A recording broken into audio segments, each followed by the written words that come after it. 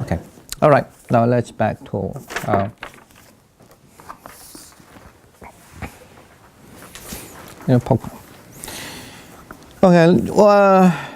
Any question and comment, or we can go to line 0.28. So I think we take quite a long time to talk about the first sermon. Okay. Now I think that the next one is not very difficult, but just we need to go through it basically because this is from the Samanyabala Sutta. The sutta actually that the Buddha told the Ajatasattu king, who the Buddha is. So the Buddha is a teacher of the Dhamma. So, okay. And basically it's quite a standard also formula. What does a teacher of Dhamma, what does a Buddha mean in terms of teachers of Dhamma? So if you want to read the next one, yeah.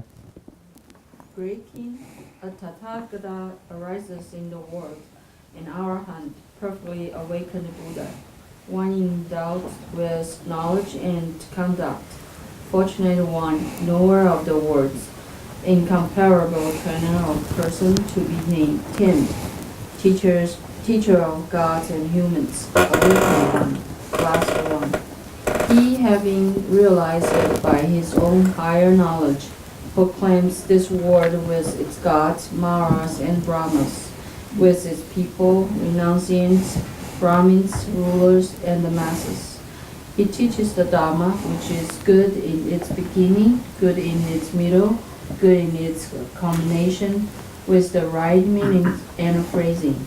He reveals the perfectly complete and purified holy life. Okay. So I think here, even in this paragraph, the Buddha proclaimed, or he would explain to the king Ajatasattu. So the great king Ajatasattu, the Tathagata, as I said, usually it's used a third person, but you can refer to as I, as the Buddha. Arises in the world, arise in this world. So he's an arahant, is a perfect awakened one, Samma Sambuddha, who endowed with the knowledge and conduct. Okay. And fortunate one, know of the word, incomparable trainer person to be tamed, teacher of the gods and humans, awakened one, and blessed one. Okay.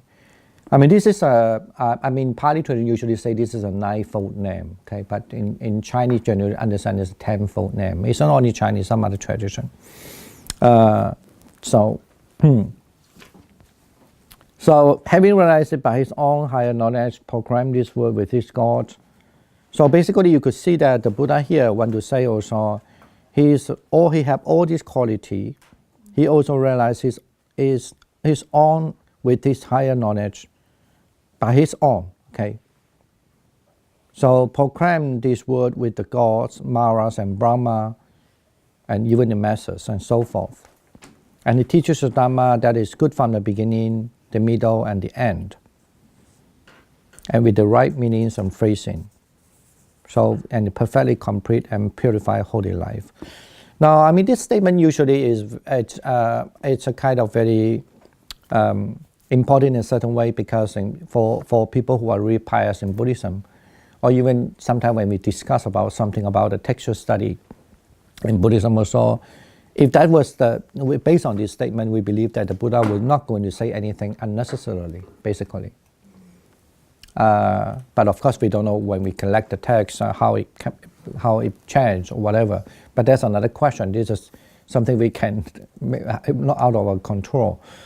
But generally mean that we know that the Buddha says something unnecessary if it, and in other words, there's a kind of strong belief that when we read the Buddhist text, especially the early Buddhist text, every word it means something there. It's really very important, because the Buddha would not really utter something unnecessarily.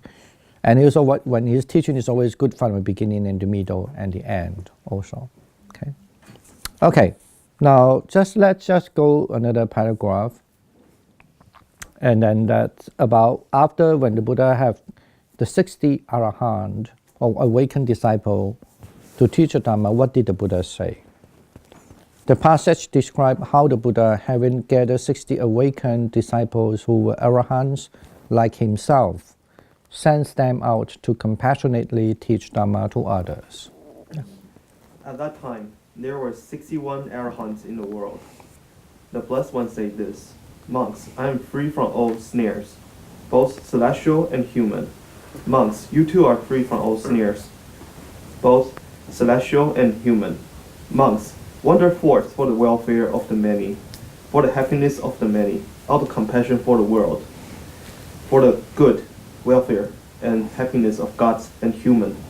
Let Humans. us too go the same way. Monks, teach a Dharma that is good in its beginning, good in its middle, good in its culmination, with the right meaning and phrasing. Reveal the perfectly complete and purified holy life.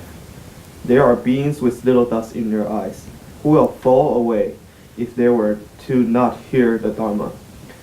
There will be those who will understand the Dharma. Monks, I too will go to Senanigam Nigama. in Uruvela in order to teach the Dharma." All right, we know the story actually. This is from Mahavakya, from the Vinaya text. Okay. The first volume, usually the first volume in the Vinaya text have a long introductory about the Buddha's life as well. And then it said that after the Buddha convert, I won't like the word convert, taught or having trained 60 arahants. So that's what the Buddha begin to say. But there's one statement here, I didn't put it. Say the difficult one is about you have to go to give the Dhamma not more than 2 person, or you should be go without. There's a grammatical have a difficulty. Usually understand as you should go to preach the Dhamma with 2, but somebody understand it says should not be 2. So we still don't have the answer for that. But that's another thing. But anyway, that time. Then the Buddha claimed that they have actually almost the same quality as the Buddha. So that they should go to preach Dhamma. That's what the mission statement is about. Wander forth to the welfare of the many, for the happiness of many, out of compassion for the world, for the good, welfare, and happiness, gods and human. Let not 2 go the same way. Here I translate, let not go the same way. But some understand as mean, let 2 go the same way. Okay. Well, later on somebody think that the second one is better because in the bhikkhuni, according to the nuns' rule that when the nuns go out, they cannot go alone. They have to go with another company with her. I think if I was not wrong, they usually maybe use almost the same word. So that's why something that it should mean that at least must have 2.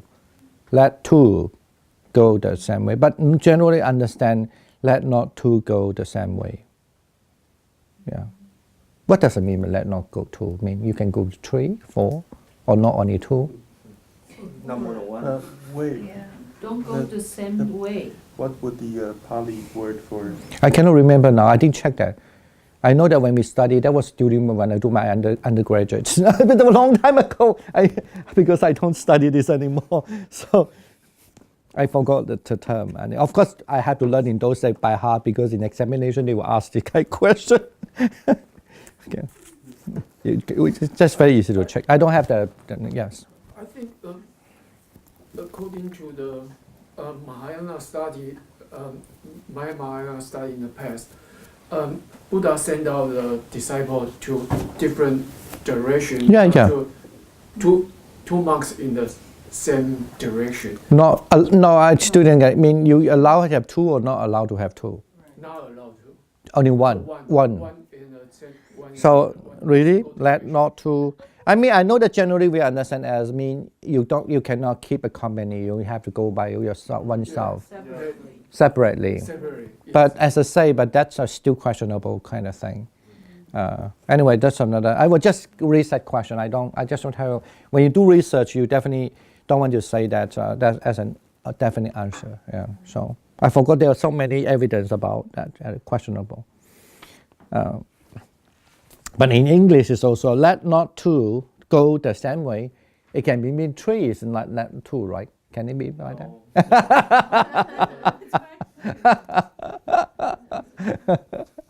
The format of the sentence Yeah. indicates that it's a decree, meaning as a general rule.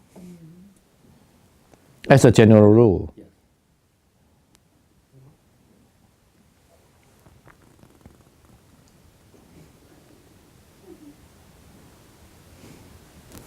Okay, anyway, yeah. Right, let's just go to the next paragraph, then we should end today. So ensuring that a man was not too hungry to understand the Dharma. This is really famous story, especially in Sri Lanka. I don't know how about the other country, but when I was in Sri Lanka, this is really one of the popular story. The Sri Lankan Buddhism especially try to encourage, saying that, you got to help the people first, not to think about to giving the Dhamma first. I mean, there's a kind of attitude saying that when the people need to eat, when the people need something, you need to satisfy them before they really can have the time to realize the Dhamma. This is almost like one of the really popular in Sri Lanka. I mean, don't just think, oh, I do my practice, I don't care what the world is doing. No. In Sri Lanka, this is a very, very popular story to say that. You definitely need to help them first. Okay. Someone want to read the next one? Yeah. Ensuring that a man was not too hungry to understand the Dharma. This passage illustrates the compassionate way in which the Buddha taught. One day, as the teacher was seated in the perfume chamber at Jeta Grove, surveying the world at dawn, he saw a certain poor man at Alavi. Perceiving that he had a basis for attainment, he surrounded himself with a company of 500 monks and went to Alavi, where the inhabitants immediately invited the teacher to be their guest. The poor man also heard that the teacher had arrived and decided to go and hear him teach the Dharma. But that very day an ox of his strayed off, so he reflected, shall I seek the ox or shall I go and hear the Dharma? And he decided, I will first seek the ox and then go and hear the Dharma. Accordingly, early in the morning, he set out to seek his ox. Okay. Can you have the next person read this next paragraph? The residents of Alavi provided the seats for the Sangha or monks presided over by the Buddha, served them food, and after the meal took the teacher's bowl and he might recite words of blessing. The teacher sighed, think for those sick I came here a journey of 40 leagues and gone into the forest to seek his ox, which is lost. Not until he returns will I teach Dharma. And he held his peace. Okay, next one. While it was still day, the poor man found his ox and immediately drove it back to the herd. Then he thought, even if I can do nothing else, I will at least pay my respects to the teacher. Accordingly, though he was oppressed with pangs of hunger, he decided not to go home, but went quickly to the teacher, and having paid respect to him, sat down to one side. When the poor man came and stood before the teacher said to the steward of the alms, is there any food remaining of that given to the Sangha of monks? Venerable sir, the food has not been touched. Well then, serve this poor man with food. All right, and next one. As soon as the poor man's physical sufferings had been relieved, his mind became tranquil. Then the teacher taught the Dhamma the step-by-step discourse, then pointed out the four truths of the Noble Ones. At the conclusion of the teaching, the poor man attained the fruition that is stream-and-tree. Later, the Buddha explained to the monks that he had known of the poor man's situation and had thought, if I teach Dhamma to this man while he is suffering the pangs of hunger, he will not be able to understand it. Okay, right. So I think the story is very pure, simple. Generally, said there's a guy he wanted to attend basically he wanted to serve the Buddha in order he could hear the teachings in the Dharma, so in Alawi. Anyway, but at the time he was lost his ox. So he definitely have a really big battle whether he should really not to look for the ox and rather than just go to, to listen to the teaching. Anyway, so he decided later on that he really had to look for the ox. So in the forest, when he found the ox, he even had to put the ox back to the herd, right? So, but however, during the time, the Buddha knew this kind of thing, and normally after the food is served, the Buddha was about to give the teachings, but then the Buddha was quite rather prefer to silence because he said he wanted to wait the one who lost his ox to come in. So anyway, so it looks like it at least a few hours gone. It looks like at least after the food's gone. So so then the man still think even though the one who lost the ox think even though might not able to listen to the teaching, but at least still good to pay respect. So he came in. But however, the Buddha realized that the food should be served to him, otherwise he would not able to understand the teachings. So that's why at that time, after having had the food, so he might become then to say as soon as poor man's physical suffering had been relieved, his mind became tranquil. Then the teacher taught the Dharma, the step-by-step. We're going to talk what it means by step-by-step discourse. And this is really also very popular. So-called a step-by-step. What the Buddha usually talk to a layperson first. Okay, normally they call step-by-steps. And then that will be here the notes here on the 34, and you can see it in the 34 later on the line 34, L34. Okay, now as I say, this is so the Buddha say, if I teach Dharma to this man while he's suffering the pangs of hunger, he will not be able to understand it. So this is, as I say, in Sri Lanka is really one of the very popular statements when they teach a layperson, especially, and they say that it's not only layperson, even monks also saying that you should have a compassion for people when they are still in suffering. So you need to relieve their material kind of satisfaction or hunger or anything, so that otherwise they would not able to listen to the teaching. Imagine that when they have a war, do you have any time to listen to the teaching?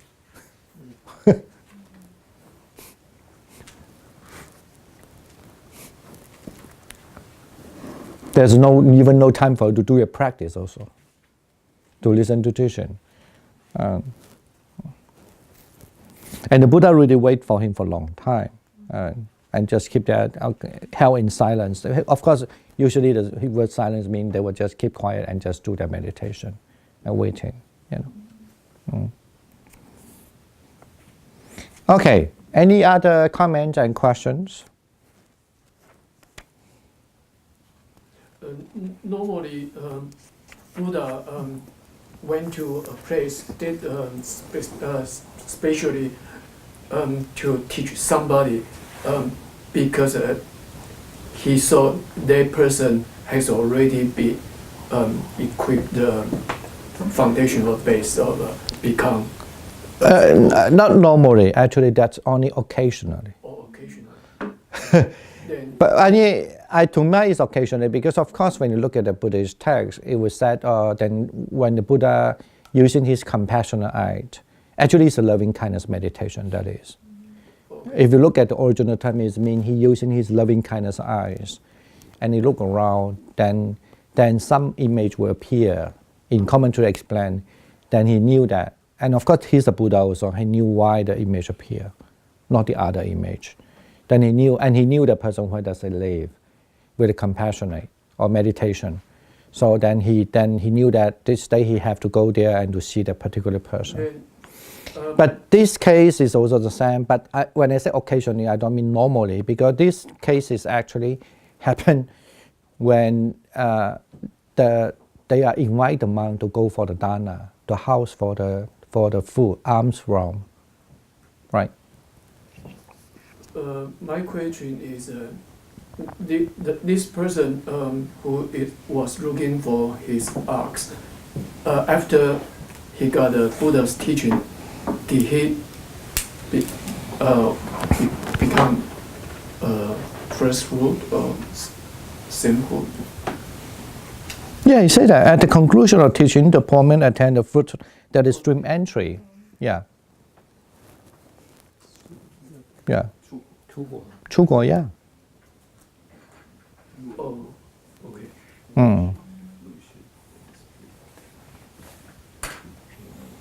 And that's also one reason why the Buddha was waiting for him. Yeah. But he didn't say it all becomes stream entry. He only said he becomes stream entry. It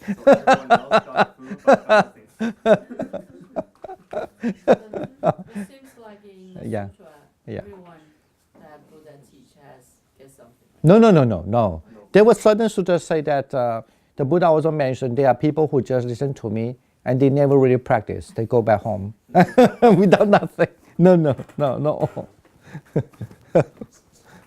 That may be more like Mahayana always saying that when the light is show off and But it's also very interesting, even in commentary, they say that when the Buddha have the light show off that time, more marvelous thing could happen. Some people will get stream entry also. Yeah. But it looks like, if that was really true pictures, and it looks like sometimes the Buddha doesn't have the light goes off. So maybe we need to back to Buddha. Buddha, the light should come, you know. I don't know. We didn't record here, but it's okay. Yeah. Okay, anyway, it's almost done. So I guess today we covered quite a little bit. Basically, I would think that we read a little bit more depth and also some critical study of what is a little critical of explanation on what the first discourse is about. And then we also read the very common formula would say, what does the teacher is? And what does a teacher of the Dhamma mean? Usually the general understanding the teacher of Dhamma mean he's good from the beginning. Whatever he teaches, the teachers of Dhamma which is good is beginning, good in the middle, and good in the culmination. And with the right meanings and phrasing, okay? Or actually mean with the right meaning or the right Dhamma, basically, because the right meaning and right explanation as well. And then another thing is about, so then after the Buddha actually, if you look at the Buddhist history, the Buddha first sent out the missionary, you would say, if you want to use a more in a Christianity term, the missionary, so there were 61 Arahants, including Buddha as a one, the 60 of the Arahants. They asked them to go from a different way to preach Dhamma, and then they have a mission statement. You have to remember that all the time. The Buddhist mission statement is always saying that wonderful for the welfare of the many, for the happiness of many, out of compassion for the world, for the good welfare and happiness of the gods and humans. So that's the mission statement. In other words, the Buddha want them to just go out to preach the teaching for the goodness and beneficial for human and the gods, and so forth, and generally.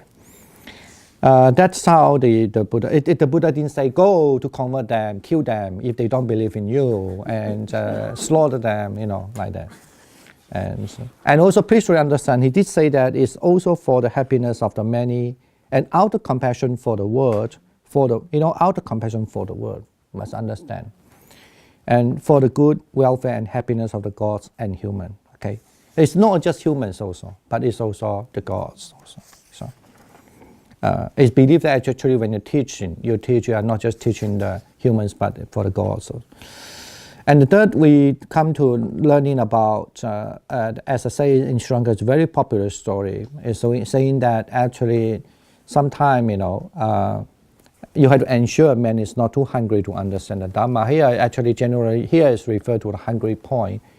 And you see, if it maybe in other teaching will say that Buddha will blame him. Why you just go to look for your ox? You shouldn't look for the ox. You should look for me. More than important than look for the ox. But the Buddha didn't say that, because he's a lay person. Right? But if a monk you look for the ox, the Buddha will say, why you look for the ox? This let me try to tell you again and again. And I don't know whether I said many times, even I don't mean everybody will agree with me, but I just want to say my understanding. The Buddha definitely preached to the layperson somewhat, even though somewhat a little approach will be different. This is understandable, right? right? So, and the layperson, if he say, I don't have the ox, even though he get the first fruit and go back, the wife is beat him up. What happened with you? The ox, where is it? I don't care because I only have Dhamma, like that. Then what happened with the wife, and everybody will get very worried and misunderstood. Yeah. But the Buddha doesn't matter. Just wait until he comes. Otherwise, the Buddha should laugh. He doesn't care me because he look for the ox, not come to the Buddha. But the Buddha no, because he's a lay. But if he's a monk, I'm sure the Buddha left already. Huh? Right? No, it's not fair. It's a different because a lay, that is ox in those days is a big money thing, right? And it's important assets for them. And he has to really do his job and come. And then also, if he does, when he's hungry, feed him first, and then tell him. Then only that time he has the mind to listen to the teachings. In other words, mean as a lay, the Buddha also ensure everybody must be content in their life, even in the material life when a lay person is they have, so that they can really learn Dhamma. You know, Buddhism is the only religion in a way. I won't say only. There's a salient point of Buddhism. I always try to say that you could see the Buddha actually very encouraging people must have a good material life if they are as a lay person. It's unlike if you read any other religion, they're always thinking the poor is the best, right? No, the Buddha never say that way. Yeah. No. You have to look at that because this is sometimes we kind of influenced by some other ideas into. Now the Buddha, we always believe that when the people who are born in a good family, rich family, good family, educated family, is because they have a good marriage in the past, right? It's always saying that. It's very different from other religion. They always, even though now they change the interpretation, but if you read the text, they always telling you the poor only can do that because the rich people are always corrupt. But that's not definitely not the Buddhist way of understanding. Corruption is all about your mind, right? So, okay, right. So we can wrap that up for today. Thank you for all your coming, and any suggestion, any comment will be really welcome, as I always said, you know. Okay, and thank you for the online friend as well. Okay, so shall we just do the transfer marriage, and it will be end for the day. So. Sapidiyo vivajantu sappalogo vinasadu mate bhavantantarayo sudipikayo bhava. Sadhu, sadhu, sadhu. All right, thank you very much. Thank you, thank you, thank you. Bye bye. 他们 online 的是不是睡着了？